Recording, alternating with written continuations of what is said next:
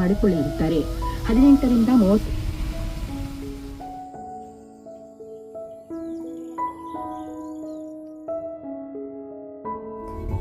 Hello everyone, welcome back to our channel Chandra's home world. ಇವತ್ತಿನ ವಿಡಿಯೋದಲ್ಲಿ ಒಂದು ನೇಚರ್ ವ್ಲಾಗ್ನ ಶೇರ್ ಮಾಡ್ತಾ ಇದ್ದೀನಿ. ತುಂಬಾ ಇಂಟ್ರೆಸ್ಟಿಂಗ್ ಆಗಿರುತ್ತೆ. ಒಂದು 2-3 ದಿನಗಳ ಕಾಲ ನೇಚರ್ ಮಧ್ಯೆ ನಾವು ಯಾವ ಥರ ದಿನನ ಕಳೆದ್ವಿ, ಯಾವ ಥರ ಇತ್ತು ಆ ಒಂದು ಬ್ಯೂಟಿಫುಲ್ ವೆದರ್ ಇರ್ಬೋದು, ಅಥವಾ ಸ್ವಿಟ್ಜರ್ಲ್ಯಾಂಡ್ ಇನ್ ಕರ್ನಾಟಕ ಯಾವ ಥರ ಇದೆ ಅದನ್ನು ಯಾವ ಥರ ಎಕ್ಸ್ಪ್ಲೋರ್ ಮಾಡಿದ್ವಿ, ನಾವು ಎಲ್ಲಿ ಉಳ್ಕೊಂಡಿದ್ವಿ, ಅದ್ರ ಬಗ್ಗೆ ಎಲ್ಲ ಕೂಡ ಡೀಟೇಲ್ಸ್ನ ಶೇರ್ ಮಾಡ್ತಾ ಇದ್ದೀನಿ. ನಿಮ್ಮಲ್ಲಿ ಸುಮಾರು ಜನ ಕೇಳ್ತಾ ಇರ್ತೀರಾ, ಯಾವಾಗಲೂ ಕ್ಲೀನಿಂಗ್ ವೀಡಿಯೋಸ್ನೇ ತೋರಿಸ್ತೀರಾ, ನೀವು ಎಲ್ಲೂ ಹೋಗಲ್ವಾ, ಏನೂ ಎಕ್ಸ್ಪ್ಲೋರ್ ಮಾಡಲ್ವಾ ಅಂತ. ಸೊ ನಿಜ ಹೇಳಬೇಕು ಅಂದರೆ ನಾನು ತುಂಬ ಜಾಸ್ತಿ ಟ್ರಾವೆಲ್ ಮಾಡ್ತಿರ್ತೀವಿ, ತುಂಬ ಜಾಸ್ತಿ ಎಕ್ಸ್ಪ್ಲೋರ್ ಮಾಡ್ತಿರ್ತೀನಿ. ನಾನು ಜಸ್ಟ್ ಒಂದು 5% ಮಾತ್ರನೇ ವೀಡಿಯೋಸಲ್ಲಿ ಶೇರ್ ಮಾಡ್ತಾ ಇರ್ತೀನಿ. ನಿಮಗೆ ಈ ಥರದ ಕಂಟೆಂಟ್ ಎಲ್ಲ ಇಷ್ಟ ಆಗುತ್ತೆ ಅನ್ನೋದಾದರೆ ಡೆಫಿನೆಟ್ಲಿ ನಾನು ಆ ವೀಡಿಯೋಸ್ನ ಕೂಡ ಶೇರ್ ಮಾಡೋಕ್ಕೆ ಟ್ರೈ ಮಾಡ್ತೀನಿ. ಇನ್ನು ನಿಮ್ಗೆ ಯಾರ್ಯಾರಿಗೆ ಯಾವ ರೀತಿ ಕಂಟೆಂಟ್ ಇಷ್ಟ ಆಗುತ್ತೆ ಅನ್ನೋದು ಡೆಫಿನೆಟ್ಲಿ ಕಮೆಂಟ್ ಮಾಡಿ ತಿಳಿಸಿ. ಅದ್ರ ಪ್ರಕಾರ ನಾನು ಕೆಲವೊಂದು ವೀಡಿಯೋಸ್ನ ಅಂದರೆ ಕೆಲವೊಂದು ರಿಲೇಟೆಡ್ ಕಂಟೆಂಟ್ಸ್ನ ಶೇರ್ ಮಾಡಬೇಕಾ ಬೇಡವಾ ಅನ್ನೋದು ಡಿಸೈಡ್ ಮಾಡ್ಕೊಳ್ತೀನಿ. ನಾವು without delay let's start the natural vlog.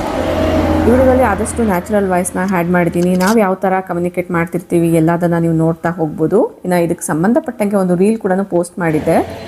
ಹೈವೇಯಲ್ಲಿ nature ಮಧ್ಯದಲ್ಲಿ ಯಾವುದೇ ರೀತಿ ಶಾಪ್ಸ್ ಇಲ್ಲ ಅಂದರೂ ಕೂಡ ಕಾಫಿನ ಕುಡಿದ್ವಿ ಅಂತ. ಸೊ ಫೋಲ್ಡಬಲ್ ಗ್ಲಾಸಸ್ ಅಂತ ಸಿಗುತ್ತೆ, ಸ್ಟೀಲ್ ಗ್ಲಾಸಸ್ಸು. ಅದನ್ನು ನಾನು ಯಾವಾಗಲೂ ಟ್ರಾವೆಲ್ ಮಾಡಬೇಕಾದ್ರೆ ಕ್ಯಾರಿ ಮಾಡ್ತೀನಿ. ಫೈನಲಿ ನಾವು ರೆಸಾರ್ಟ್ಗೆ ಬಂದ್ವಿ. ನಾನು ಜಾಸ್ತಿ ವಿಡಿಯೋನ ಶೂಟ್ ಮಾಡಬೇಕು ಅಂತ ಅಂದ್ಕೊಂಡಿರಲಿಲ್ಲ. ರೆಸಾರ್ಟಿಗೆ ಬಂದ ಮೇಲೆ ನನಗೆ ಕೆಲವೊಂದು ಕ್ಲಿಪ್ಪಿಂಗ್ಸ್ನ ಶೂಟ್ ಮಾಡಬೇಕು ಅಂತ ಅನ್ನಿಸ್ತು. ಇನ್ನು ಇದು ರಿಸೆಪ್ಷನ್. ಗಣೇಶನ ಮೂರ್ತಿ ಅಂತೂ ತುಂಬ ಕಳೆಯಿಂದ ಇದೆ. ಅಪೋಸಿಟ್ ಸೈಡಲ್ಲೇ ಸಿಟ್ಟಿಂಗ್ ಅರೇಂಜ್ ಮಾಡಿದ್ದಾರೆ, ತುಂಬಾ ರಾಯಲ್ ಆಗಿದೆ. ನೈಟ್ ವ್ಯೂ ಯಾವ ಥರ ಇದೆ ಅಂತ ತೋರಿಸ್ತೀನಿ ನೋಡಿ. ಇದು ಬಂದು ಎಂಟ್ರೆನ್ಸು.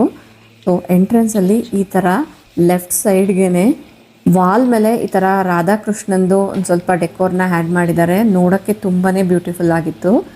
ಫೈನಲಿ ನಮ್ದೇನು ಫಾರ್ಮಾಲಿಟೀಸ್ ಇರುತ್ತೆ ಅದನ್ನೆಲ್ಲ ಮುಗಿಸ್ಕೊಂಡು ಎಂಟ್ರಿ ಆಗ್ತಿದ್ದೀವಿ. ಬೈ ದ ವೇ ಇದರಲ್ಲಿ ರೂಮ್ಸ್ ಮಾತ್ರನೇ ಅಲ್ಲ, ಫಂಕ್ಷನ್ ಹಾಲ್ ಥರ ಕೂಡ ಅರೇಂಜ್ಮೆಂಟ್ಸ್ ಇದೆ. ಅಬ್ಸರ್ವ್ ಮಾಡ್ತಾ ಇರ್ಬೋದು. ತೊಟ್ಟಿ ಮನೆ ಸ್ಟೈಲಲ್ಲಿದೆ. ನಾವು ತೆಲುಗಲ್ಲಿ ಮಂಡವಾ ಸ್ಟೈಲ್ ಮನೆಗಳು ಅಂತ ಹೇಳ್ತಾರಲ್ವಾ, ಸೊ ಅದೇ ಥರನೇ. ಇದರಿಂದ ಹೊರಗಡೆ ಹೋದ್ರೆ ಸುತ್ತಲೂ ಕೂಡ ರೂಮ್ಸ್ ಇರುತ್ತೆ. ಇವರೇ ಓನರು. ಈ ಪ್ರಾಪರ್ಟಿಯಲ್ಲಿ ವಿಲ್ಲಾಸ್ ಕೂಡ ಇದೆ. ಎಂಟ್ರೆನ್ಸ್ ಅಂದರೆ ಔಟ್ಸೈಡ್ ಇಂದ ಈ ತರ ಕಾಣಿಸ್ತಾ ಇದೆ. ಇಲ್ಲಿ ನೀವು ಅಬ್ಸರ್ವ್ ಮಾಡಿದ್ರೆ 3 ವಿಲ್ಲಾ ಕೂಡ ಅಟ್ಯಾಚ್ ಆಗಿದೆ. ಅದರಲ್ಲಿ ಒಂದನ್ನ ನಾವು ಚೂಸ್ ಮಾಡ್ಕೊಂಡಿದ್ವಿ. ಆ ವಿಲ್ಲಾ ಟೂರ್ ನೋಡೋಣ. ಎಂಟ್ರಿ ಆಗಿದ ಕೂಡ್ಲೇನೆ ಈ ತರ ಸಿಟ್ಟಿಂಗ್ ಇದೆ, ಅಂದ್ರೆ ಲಿವಿಂಗ್ ಸ್ಪೇಸ್ ತರ ಇದೆ. ಇನ್ನು ಈ ಸೋಫಾಸ್ ಅಂತೂ ಹಳೆ ಸ್ಟೈಲಲ್ಲಿ ರಾಯಲ್ ಲುಕ್ ಆಗಿದೆ. ನೆಕ್ಸ್ಟ್ ರೂಮ್ಗೆ ಎಂಟ್ರಿ ಆಗಿದ ಕೂಡ್ಲೇನೆ ಅಪೋಸಿಟ್ ಅಲ್ಲೇ ಮಿರರ್ನ ಕೊಟ್ಟಿದ್ರು. ಇನ್ನು ಸೈಡಲ್ಲಿ ಮಂಡವಾ ಟೈಪ್ ಬೆಡ್ನ ಅರೇಂಜ್ ಮಾಡಿದ್ದಾರೆ. ಇವನ್ನ ನೀವು ಆಂಧ್ರ ಸ್ಟೈಲ್ ಎಲ್ಲ ವಿಸಿಟ್ ಮಾಡಿದ್ರೆ ನೋಡೇ ಇರ್ತೀರಾ. ಓಲ್ಡ್ ಈಸ್ ಗೋಲ್ಡ್ ಅನ್ನೋ ಥರ ಮತ್ತೆ ಓಲ್ಡ್ ಥಿಂಗ್ಸ್ ಎಲ್ಲಾನು ಟ್ರೆಂಡ್ ಆಗ್ತಾ ಇದೆ ಅಲ್ವಾ. ನೆಕ್ಸ್ಟ್ ವಾಶ್ ಏರಿಯಾ ಎಲ್ಲ ಯಾವ ಥರ ಇದೆ ಅಂತ ತೋರಿಸ್ತೀನಿ. ಅಬ್ಸರ್ವ್ ಮಾಡ್ತಾ ಇರ್ಬೋದು. ಇಲ್ಲಿ 2 ಡೋರ್ ಇದೆ. ಸೊ ಈ ಡೋರ್ನ ಓಪನ್ ಮಾಡಿದ್ರೆ wash area, vet and dry area separate ಆಗಿದೆ. ಬೈ ದ ವೇ ಇದು ಹೊಸ ಪ್ರಾಪರ್ಟಿ ಆಗಿರೋ ಕಾರಣ ಎಲ್ಲಾನು ವೆಲ್ ಮೇಂಟೈನ್ಡ್ ಆಗಿದೆ. ಇದು ಬಂದು ವೆಟ್ ಏರಿಯಾ, ಶವರ್ ಏರಿಯಾ ಎಲ್ಲನೂ ಇಲ್ಲೇ ಅರೇಂಜ್ ಆಗಿದೆ. ನೆಕ್ಸ್ಟ್ ಈ ಡೋರ್ನ ಓಪನ್ ಮಾಡಿದ್ರೆ ಇತ್ತಲ್ ಬಾಗ್ಲು ಅಂತ ಹೇಳ್ತಾರಲ್ವಾ, ಅದೇ ಥರ ಅಥವಾ ಬಾಲ್ಕನಿ ಅಂತ ಕೂಡ ಅನ್ಕೋಬೋದು. ಬೆಡ್ನ ಚೆಕ್ ಮಾಡ್ತಾ ಇದ್ದಾರೆ. ಫ್ಲೈಯಿಂಗ್ ಪಾಸ್ಪೋರ್ಟ್ ಕಿರಣ್ ಸರ್ ಅವರು ಎಲ್ಲೋದ್ರೂ ಬೆಡ್ನ ಚೆಕ್ ಮಾಡ್ತಾರಲ್ವಾ, ಅದೇ ವೇಯಲ್ಲಿ ಬೆಡ್ನ ಚೆಕ್ ಮಾಡ್ತಾ ಇದ್ರು. ಒಂದು ಸ್ವಲ್ಪ ಫನ್ ಆಗಿತ್ತು. ಬೈ ದ ವೇ ಈ ಬೆಡ್ ಎಲ್ಲ 1 ಫೀಟ್ ಏನೋ ಇದೆ.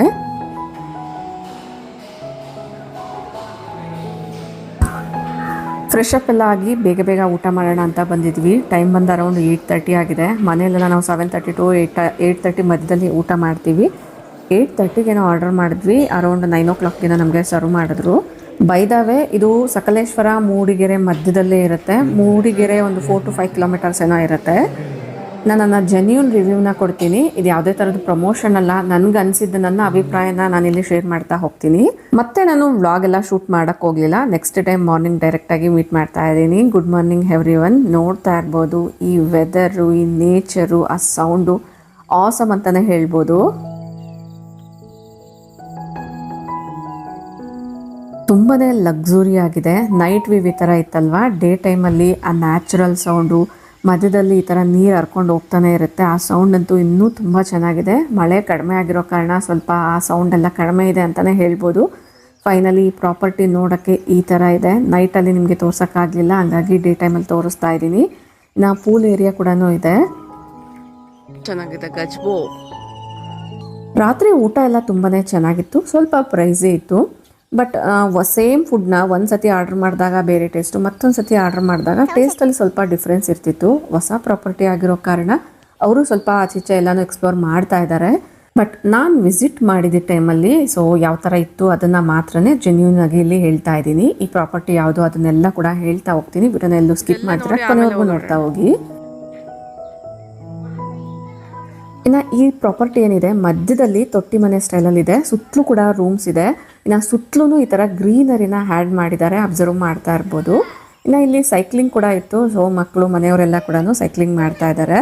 ನಾವು ಕೂಡ ಒಂದು ಸ್ವಲ್ಪ ಹೊತ್ತು ವಾಕಿಂಗ್ ಮಾಡೋಣ ಅಂತ ನೋಡ್ತಾ ಇದ್ದೀವಿ. ಬೆಳಿಗ್ಗೆನೆ ವೆದರ್ ಅಂತೂ ತುಂಬಾ ಕೂಲ್ ಆಗಿತ್ತು. ಬೈ ದ ವೇ ಈ ಪ್ರಾಪರ್ಟಿ ಹೆಸರೇ ಹೇಳಿಲ್ಲ ಅಲ್ವಾ, ಇದು ಶೇಷವನ ಹೆರಿಟೇಜ್ ರೆಸಾರ್ಟ್ ಅಂತ. ಆಗಲೇ ಹೇಳ್ದಂಗೆ ಇದು ಯಾವುದೇ ಥರದ ಪ್ರಮೋಷನ್ ಅಲ್ಲ, ನಾನು ಕೂಡ ಗೂಗಲಲ್ಲಿ ನೋಡಿ ಬುಕ್ ಮಾಡ್ಕೊಂಡಿದ್ದಂಥದ್ದು. ಮೇಲಿಂದ ನೋಡಿದ್ರೆ ಈ ಪ್ರಾಪರ್ಟಿ ನೋಡೋಕ್ಕೆ ಈ ಥರ ಕಾಣಿಸುತ್ತೆ. ನಾವು ಸ್ವಲ್ಪ ಹೊತ್ತು ಸ್ವಿಮ್ಮಿಂಗ್ ಪೂಲಲ್ಲೆಲ್ಲನೂ ಆಟನ ಆಡಿ ಆಮೇಲೆ ಬ್ರೇಕ್ಫಾಸ್ಟ್ಗೆ ಬಂದ್ವಿ. ಬ್ರೇಕ್ಫಾಸ್ಟಲ್ಲಿ ಏನೇನು ಸರ್ವ್ ಮಾಡಿದ್ರು ಅದನ್ನೆಲ್ಲ ನಾನು ವಿಡಿಯೋನ ಶೂಟ್ ಮಾಡೋಕ್ಕೆ ಹೋಗಲಿಲ್ಲ. ಒನ್ಸ್ ಫ್ರೆಶ್ ಆದಮೇಲೆ ಬ್ರೇಕ್ಫಾಸ್ಟ್ ಮಾಡಿಕೊಂಡು ಡೈರೆಕ್ಟಾಗಿ ನಾವು ಮತ್ತೆ ಹೊರಗಡೆ ಹೋಗಿದ್ದೀವಿ, ಬೇರೆ ಪ್ರಾಪರ್ಟಿ ಅಂದರೆ ಬೇರೆ ಪ್ಲೇಸಸ್ ಎಲ್ಲ ಎಕ್ಸ್ಪ್ಲೋರ್ ಮಾಡೋಣ ಅಂತ.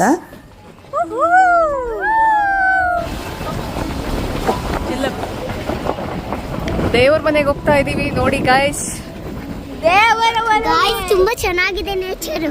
ಎಲ್ಲಿ ಹೋಗ್ತಾ ಇದೆಯಾ ಗೊಮ್ಮೆ? ದೇವರ ಮನೆಗೆ. ದೇವ್ರು ಇರ್ತಾರ ಅಲ್ಲಿ, ಆದ್ರೆ ರಿಯಲ್ ದೇವ್ರು ಇರಲ್ಲ, ಫೇಕ್ ದೇವ್ರು. ಫೇಕ್ ದೇವ್ರು ಇರ್ತಾರ, ನೋಡೋಣ ಅಂದ್ರೆ ಯಾರು ಇರ್ತಾರೆ ಅಂತ ನೋಡೋಣ. ದೇವ್ರೆ ಆದ್ರೆ ಅವರು ಮನುಷ್ಯರಾಗಿರಲ್ಲ. ಮಳೆ ಬಂದಿದ್ರೆ ಇನ್ನ ಚೆನ್ನಾಗಿರ್ತಿತ್ತು, ಸದ್ಯಕ್ಕೆ ಮಳೆ ಬಂದಿಲ್ಲ. ಅಂದ್ರೆ 2 days ಬ್ಯಾಕ್ ಏನೋ ಮಳೆ ಬಂದಿದೆ. ಅಟ್ ಪ್ರೆಸೆಂಟ್ ಈಗ ಮಳೆ ಇಲ್ಲ. ಬಟ್ ಬ್ಯಾಕ್ ಸೈಡ್ ವ್ಯೂ ತುಂಬಾ ಅದ್ಭುತ. ಫಾಗಿ ಇದೆ, ತುಂಬಾನೇ ಮಿಸ್ಟ್ ಇದೆ. ಬಟ್ ಈಗ ಬೆಟ್ಟ ಹತ್ತುತ್ತಾ ಇದೀವಿ, ಮೇಲಿಂದ ನೋಡಿದ್ರೆ ಮೇ ಬಿ ನಮ್ಗೆ ಆ ವ್ಯೂ ಕಾಣ್ಬೋದು. ಇತ್ತೀಚೆಗೆ ನಮ್ಮ ಮಕ್ಕಳು ವಿಡಿಯೋ ವ್ಲಾಗ್ ಮಾಡ್ತಿದ್ದೀವಿ ಅಂದಿದ್ದ ಕೂಡಲೇ ಗೈಸ್ ಅನ್ನೋ ವರ್ಡ್ ಜಾಸ್ತಿ ಯೂಸ್ ಮಾಡ್ತಿದ್ದಾರೆ. ಅಫ್ಕೋರ್ಸ್ ಜನ್ಸಿ ಕಿಡ್ಸ್ ಎಲ್ಲ ಅದನ್ನೇ ಯೂಸ್ ಮಾಡ್ತಿದ್ದಾರೆ, ನಾವು ಕೂಡ ಕೆಲವೊಂದು ಕಡೆ ಅದನ್ನೇ ಯೂಸ್ ಮಾಡ್ತಿದ್ದೀವಿ. ಬಟ್ ಅದು ತುಂಬ ಕ್ಯೂಟ್ ಆಗಿತ್ತು, ಹಂಗಾಗಿ ನ್ಯಾಚುರಲ್ ವಾಯ್ಸ್ ನನಗೆ ಬಿಟ್ಟಿದ್ದೀನಿ. ನಮ್ಮ ಫ್ರೆಂಡ್ ಕಮ್ ಸಿಸ್ಟರ್ ಒಬ್ಬರು ಇದನ್ನು ಗಿಫ್ಟ್ ಮಾಡಿದ್ರು ಬರ್ತ್ಡೇಗೆ. ಎಲ್ಲೋದ್ರೂ ಈ ಕ್ಯಾಮ್ರಾನ ಹಿಡ್ಕೊಂಡು ಫೋಟೋಸ್ನ ಕ್ಲಿಕ್ ಮಾಡ್ತಿರ್ತಾರೆ.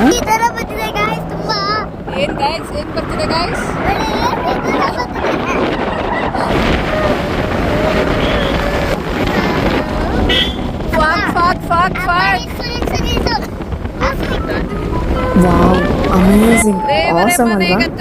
ನಾವಂತೂ ಎಲ್ಲ ರೀತಿಯ ವೆದರ್ ಫ್ಲಕ್ಚುಯೇಷನ್ಸ್ನ ನೋಡ್ಬಿಟ್ವಿ. ತುಂಬಾ ಸುಂದರವಾಗಿತ್ತು ಈ ದೃಶ್ಯಗಳು.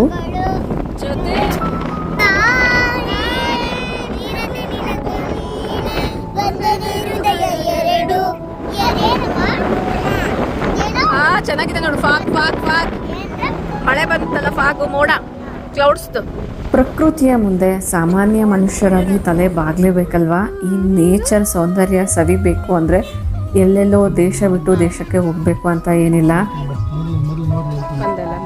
ಮತ್ತೆ ದೇವಸ್ಥಾನ ಕಾಲಭೈರೇಶ್ವರ ಸ್ವಾಮಿ ಇದ್ದಾರೆ, ಚೆನ್ನಾಗಿದೆ. ಸಿಂಪಲ್ ಆಗಿ ಪುಟ್ಟದಾಗಿ ದೇವಸ್ಥಾನದ ಅಪೋಸಿಟ್ ಅಲ್ಲೇ ತರ ಪಾಂಡ್, ಪಾಂಡ ಲೇಕ್ ಹೆಂಗಿದೆ.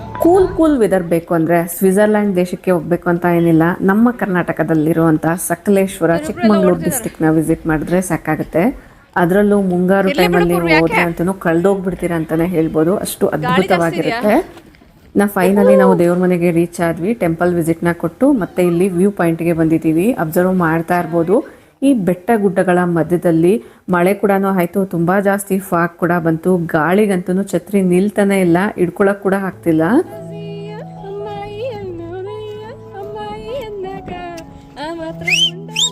ಇಲ್ಲಿ ವಿಸಿಟ್ ಮಾಡಿರುವಂಥ ಪ್ರತಿಯೊಬ್ಬರು ಕೂಡ ಯಾವುದಾದ್ರೂ ಒಂದು ಸಾಂಗ್ಗೆ ರೀಲ್ನ ಮಾಡ್ತಾ ಇದ್ರು. ಅದನ್ನು ನೋಡಿ ಮಕ್ಕಳು ಬಿಡ್ತಾರ, ಸೊ ಅವರು ಕೂಡ ಅವ್ರಿಗೆ ಗೊತ್ತಿರೋವಂಥ ಸಾಂಗ್ಸ್ಗೆ ಕೆಲವೊಂದು ರೀಲ್ಸ್ನ ಮಾಡಿದ್ರು.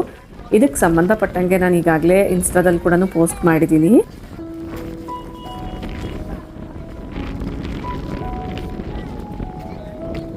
ಟ್ರಕ್ಕಿಂಗ್ ಇಷ್ಟಪಡೋರು ತರೋಗಿ ಎಂಜಾಯ್ ಮಾಡ್ತೀರಾ.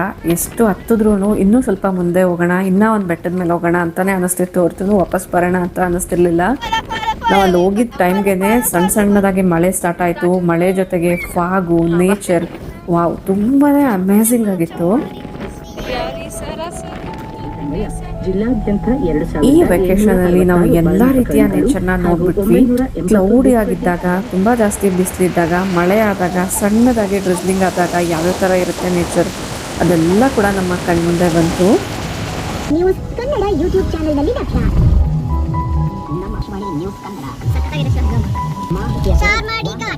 ಈಗ ಚಾರ್ಮಾಂಡಿ ಘಾಟ್ ರೋಡ್ಗೆ ಬಂದಿದ್ದೀವಿ. ಅಬ್ಸರ್ವ್ ಮಾಡ್ತಾ ಇರ್ಬೋದು. ಈ ವ್ಯೂಸ್ ನೋಡಿದ್ರೇನೆ ಸಾಕಾಗುತ್ತೆ ಯಾವ ಪ್ಲೇಸ್ ಅಂತ ಹೇಳ್ಬಿಡ್ಬೋದು. ಮಧ್ಯದಲ್ಲಿ ಸುಂದರವಾಗಿರುವಂತಹ ಸುಮಾರಷ್ಟು ವಾಟರ್ ಫಾಲ್ಸ್, ಆ ಸೌಂಡ್ಸ್ನಲ್ಲಿ ಕಳೆದೇ ಹೋಗ್ಬಿಡ್ತೀವಿ ಅಂತ ಹೇಳ್ಬೋದು. ಅಷ್ಟೊಂದು ಅದ್ಭುತವಾಗಿತ್ತು ಆ ದೃಶ್ಯಗಳೆಲ್ಲನೂ.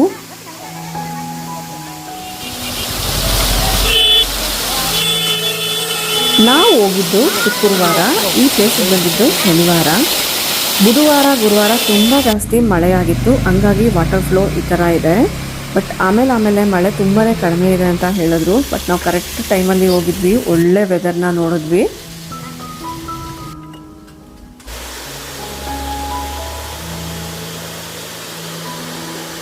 ನಿಮ್ಮಲ್ಲಿ ಇದುವರೆಗೂ ಯಾರಾದರೂ ಚಾರ್ಮಾಂಡಿ ಘಾಟ್ನ ವಿಸಿಟ್ ಮಾಡಿಲ್ಲ ಅನ್ನೋದಾದರೆ ಪರ್ಫೆಕ್ಟ್ ಸೀಸನಲ್ಲಿ ಡೆಫಿನೆಟ್ಲಿ ಒಂದ್ಸತಿ ವಿಸಿಟ್ ಮಾಡಿ, ಕಳೆದೇ ಹೋಗ್ಬಿಡ್ತೀರಾ.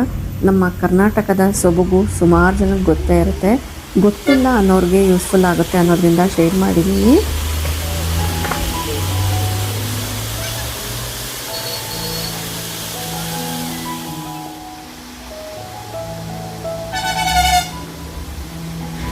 ಇನ್ನು ವೇ ಆಫ್ ಟ್ರಾನ್ಸ್ಪೋರ್ಟೇಷನ್ ಹೇಳಬೇಕು ಅಂದರೆ ಇಲ್ಲಿಗೆ ಮೇ ಬಿ ಸ್ಲೀಪರ್ ಬಸ್ಸಸ್ ಕೂಡ ಇದೆ ಅಂತ ಅಂದ್ಕೊಂಡಿದ್ದೀನಿ.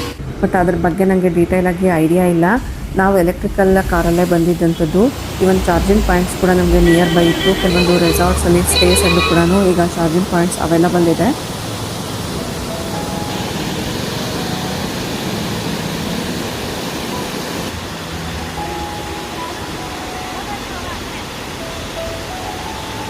ಮಧ್ಯದಲ್ಲಿ ಕಾರ್ನ ಸೈಡ್ಗೆ ನಿಲ್ಲಿಸಿ ಈ ವ್ಯೂ ಪಾಯಿಂಟ್ಸ್ ಎಲ್ಲ ಕೂಡ ಕವರ್ ಮಾಡ್ಕೊಂಡು ಬಂದ್ವಿ. ಅದ್ಭುತವಾಗಿರುವಂಥ ಸೌಂದರ್ಯ ಅಂತಲೇ ಹೇಳ್ಬೋದು. ಸೊ ನೇಚರ್ ಮುಂದೆ ನಾವು ಏನೇನು ಅಲ್ಲ ಅಂತಲೇ ಹೇಳ್ಬೋದಲ್ವಾ.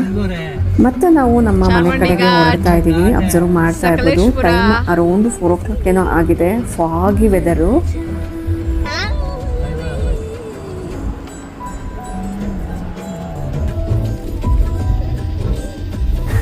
ಇಲ್ಲಿಂದ ನಾವು ಉಳ್ಕೊಂಡಿದ್ದಂಥ ರೆಸಾರ್ಟ್ಗೆ 1 hour ಜರ್ನಿ. ಬೇಗ ಹೋಗಿ ಅಲ್ಲಿರೋವಂಥ ಪ್ರಾಪರ್ಟಿನ ಎಕ್ಸ್ಪ್ಲೋರ್ ಮಾಡೋದಕ್ಕಿಂತ ಒಂದು ಟೆಂಪಲ್ ವಿಸಿಟ್ ಕೂಡ ಮಾಡೋಣ ಅನ್ನೋದ್ರಿಂದ ಲಾಸ್ಟಲ್ಲಿ ಈ ಡಿಸಿಷನ್ನ ತೊಗೊಂಡು ಈಗ ರೋಡ್ ಮತ್ತು ನಾವು ಹೊರನಾಡು ಕಡೆಗೆ ಹೋಗ್ತಾ ಇದ್ದೀವಿ. ಅಬ್ಸರ್ವ್ ಮಾಡ್ತಾ ಇರ್ಬೋದು, ಹೊರನಾಡು ಕಡೆ ನಾವು ಸ್ಟಾರ್ಟ್ ಆಗ್ತಿದ್ದಂಗೆ ಮಳೆ ಕೂಡ ತುಂಬ ಜೋರಾಗಿ ಸ್ಟಾರ್ಟ್ ಆಯಿತು.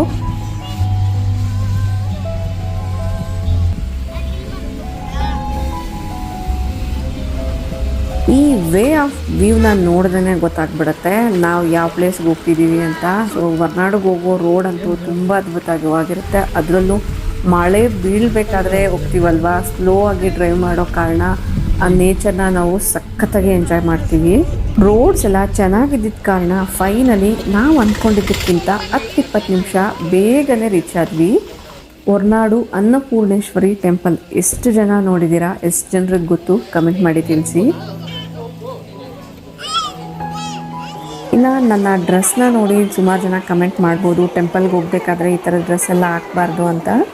ಸೊ ಆ್ಯಕ್ಚುಲಿ ನಮ್ಮ ಪ್ಲಾನಲ್ಲಿ ಈ ಪ್ಲೇಸ್ ವಿಸಿಟ್ ಮಾಡಬೇಕು ಅಂತ ಏನಿರಲಿಲ್ಲ, ಹಂಗಾಗಿ ನಾನು ಈ ಥರ ಡ್ರೆಸ್ನ ವೇರ್ ಮಾಡಿದ್ದೆ. ಜಸ್ಟ್ ನಾವು ಪ್ರಾಪರ್ಟಿ ಮಾತ್ರನೇ ಎಕ್ಸ್ಪ್ಲೋರ್ ಮಾಡೋಣ ಅಂತ ಅಂದ್ಕೊಂಡಿದ್ವಿ. ಅಲ್ಲಿ ಮಳೆ ಕಡಿಮೆ ಇದ್ದಿದ್ದ ಕಾರಣ ಫೈನಲಿ ನಾವು ಈ ಪ್ಲೇಸಸ್ನೆಲ್ಲ ವಿಸಿಟ್ ಮಾಡಿದ್ವಿ. ದರ್ಶನ ಅಂತೂ ವಿತಿನ್ 5-10 ಮಿನಿಟ್ಸಲ್ಲೇ ಆಯಿತು. ತುಂಬ ಚೆನ್ನಾಗಿ ದರ್ಶನ ಆಯಿತು. ಮತ್ತೊಮ್ಮೆ ನೋಡಬೇಕು ಅನ್ನೋಷ್ಟು ಬ್ಯೂಟಿಯಾಗಿರುವಂತಹ ಅನ್ನಪೂರ್ಣೇಶ್ವರಿ ದೇವಿಯ ವಿಗ್ರಹನ ನೋಡಿ ತುಂಬಾ ಖುಷಿ ಆಯಿತು.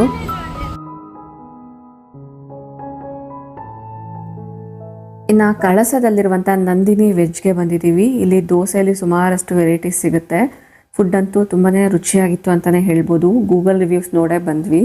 ಆ್ಯಕ್ಚುಲಿ ನಾವು ಮಧ್ಯಾಹ್ನ ಲಂಚ್ ಏನು ಮಾಡಿರಲಿಲ್ಲ, ಬ್ರೇಕ್ಫಾಸ್ಟ್ ಸ್ವಲ್ಪ ಲೇಟಾಗಿ ಮಾಡಿದ್ದ ಕಾರಣ ಅಶ್ವೇನಿರಲಿಲ್ಲ, ಹಂಗಾಗಿ ಫ್ರೂಟ್ಸ್ನ ತಿನ್ಕೊಂಡಿದ್ವಿ. ಸ್ವಲ್ಪ ಅರ್ಲಿಯಾಗಿ ಡಿನ್ನರ್ ಮಾಡೋಣ ಅನ್ನೋದ್ರಿಂದ ಅರೌಂಡ್ 6 o'clock 6:30ಗೆಲ್ಲ ನಾವು ಡಿನ್ನರ್ನ ಫಿನಿಷ್ ಮಾಡಿಕೊಂಡು ಮತ್ತೆ ನಾವು ರೆಸಾರ್ಟ್ಗೆ ಬಂದಿದ್ವಿ. ಫೈನಲಿ ಈ ಪ್ರಾಪರ್ಟಿನ ಇವತ್ತು ಚೆಕ್ಔಟ್ ಮಾಡ್ತಾ ಇದ್ದೀವಿ. ನೋಡ್ತಾ ಇರ್ಬೋದು ಲಗೇಜ್ನ ಈ ವೆಹಿಕಲಲ್ಲಿ ತೊಗೊಂಡು ಬಂದ್ವಿ. ಹಳೆ ಕಾಲದ ವೆಹಿಕಲ್ ಅಂತಲೇ ಹೇಳ್ಬೋದು, ಬಟ್ ನೋಡೋಕ್ಕೆ ತುಂಬಾ ಕ್ಯೂಟ್ ಆಗಿತ್ತು.